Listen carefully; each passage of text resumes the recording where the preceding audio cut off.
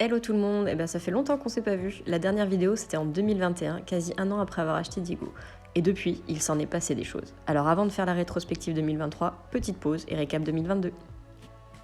Alors 2022, donc deuxième année ensemble, et a été parsemée de pas mal de choses, mine de rien, malgré que nous ne soyons pas sortis beaucoup en concours. On a fait 2-3 complets donc en club élite histoire de se tester, mais ça n'a pas été le gros de l'année 2022.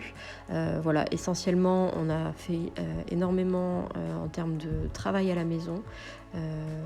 Voilà, on a mis en place une routine pour travailler l'obstacle, le dressage, puisque du coup si vous avez vu notre dernière vidéo, vous savez que quand je l'ai récupéré, donc il avait de beaux moyens à l'obstacle, mais très vert sur le plat.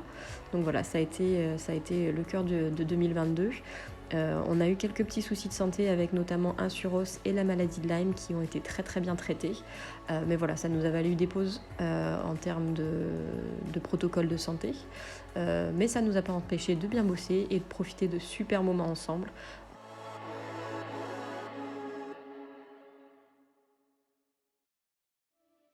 Allez, maintenant c'est parti pour la vraie rétrospective 2023.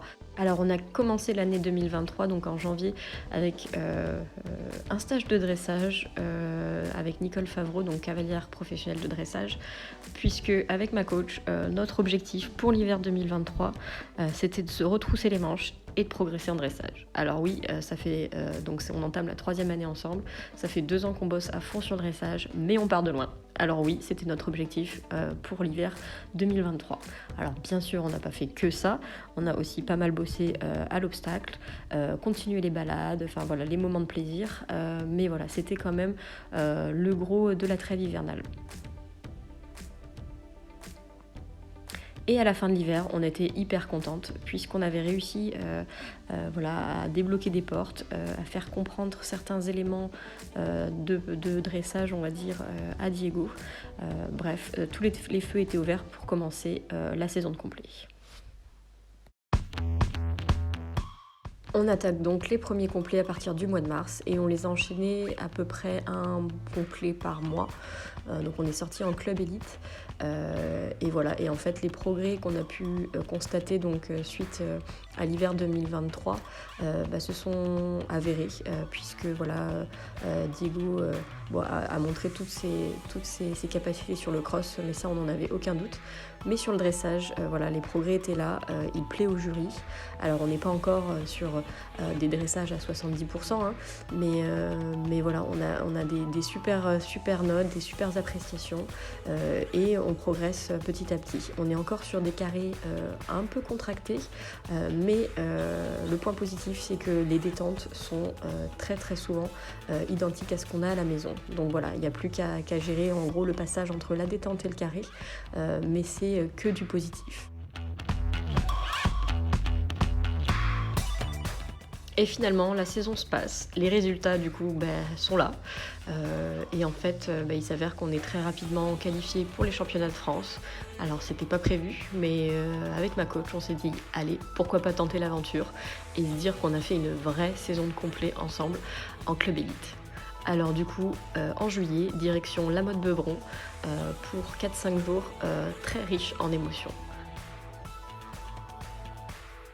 Durant ces épreuves, Diego a déroulé la plus belle reprise qu'il ait pu faire de toute la saison. Alors on n'est pas sur un carré parfait, on part de loin quand même, hein, parce que le premier concours qu'on a fait ensemble, donc au moment des championnats, ça faisait donc 2 ans et demi, on se dressait en 48%, et là sur le carré des championnats de France, on sort en 63%. Et je suis hyper fière de lui, des progrès qu'il a pu faire. Il prend vraiment sur lui, puisque le dressage, c'est pas quand même son truc. Mais voilà, hyper fière de lui. Et c'est finalement sur le cross, le test où on est normalement assez bon, où on a pêché, puisque j'ai un peu perdu la tête. On va dire que la pression a été là, puisque finalement c'était sa première saison de complet à lui, mais c'était également ma première saison de complet à moi, et également nos premiers championnats. Et donc voilà, avec le stress, etc., j'ai été un peu absente sur certains passages techniques, ce qui nous a valu donc des points de pénalité. Malgré tout, on n'a aucun regret, ça a été une super expérience. Pareil, ça nous a fait progresser de dingue. et en plus on finit avec un très joli hippique. Bref, on finit la saison 2023 en beauté avec une super expérience et un milieu de classement à nos premiers championnats de France en club élite. Et en août, Diego a profité de 15 jours de vacances. Normalement, au mois d'août, je pars toujours 15 jours en vacances chez mes parents, donc à 2 heures de chez moi, là où il y a mes 2 autres chevaux.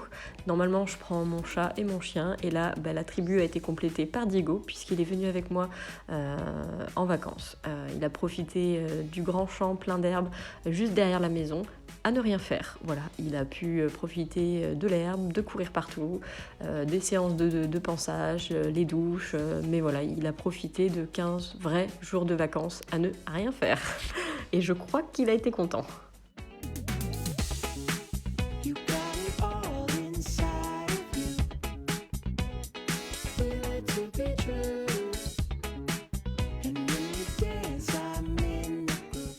Alors je ne l'ai pas mis avec mes 2 autres chevaux parce que Diego est ferré des 4 pieds et comme ils ne se connaissent pas, je ne voulais pas forcément trop prendre de risques ni pour eux ni pour lui. Donc voilà.